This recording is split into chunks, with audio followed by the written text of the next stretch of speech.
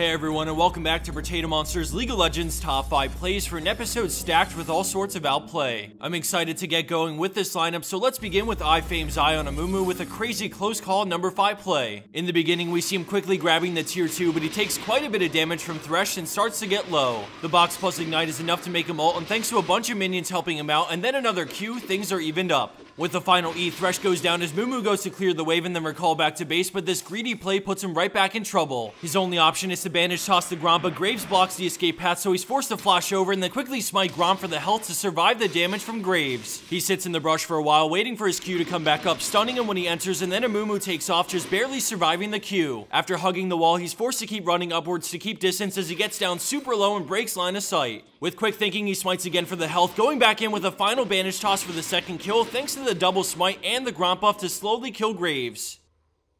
The outplay continues with their next play from Strive like 5-4-3 on Orianna with a clutch move under the tower. This play starts off looking not so hot as they dive Orianna, but the enemy support and jungler can't quite stack the damage, so Zac backs off. Braum knows he can't solo kill her, so he has to walk away for now, but with the tower on their creeps, they can fully surround her. She shields and ults herself to hit all three, getting the instant double kill before flashing away from Zac to let the tower do the work. Orianna walks away from that dive with a triple kill, all thanks to the beautifully timed shockwave to pull them in, so let's check that out again before we move on. Landing in at her number 3 spot is Project Rio on Thresh with a nasty string of hooks that all happen in a row. Both teams are grouped mid, but the enemy Renekton is still top and he has no teleport, so blue team is looking for the right engage to all in. MF goes for the creep and Thresh reads her with a Q over the wall, finding a crucial free kill for his team as they quickly start to charge down mid. After taking the tower, they continue forward as we see Thresh eager to hook, finding it on the other AD carry with a Mad Life pull to deliver yet another free kill to his team. As he gets out, Sejuani helps him with an ult as he tries to turn and get more kills, somehow threading the needle to land a godly Q past 3 creeps to find his mark and go 3 for 3 on hooks and enemies slain.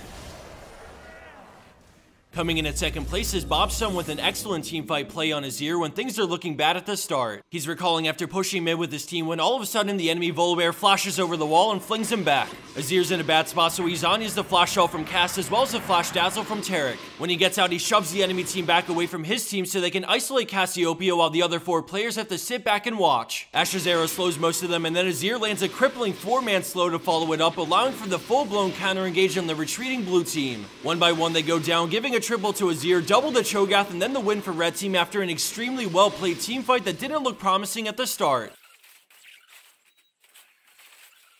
And for our number 1 pro play for this week, we have Ray Von Gnar with a picture-perfect wombo when his team needs it most. The score is 19-8, and they're at a 9,000 gold deficit with the inhib already down in mid. Gnar's building at rage when his team decides to engage 4v5, and he's turning mega soon, so he looks to flank. From out of nowhere, he jumps over, throwing them into the wall, followed by Wallop to hold him in place for Jinx to rocket and clean up all 5 for the ace. By the time that fight broke out, it was a 3v5, and despite being so far behind in every aspect of the game, Gnar's timing and angle of attack turns this fight 180 and gives his team hope.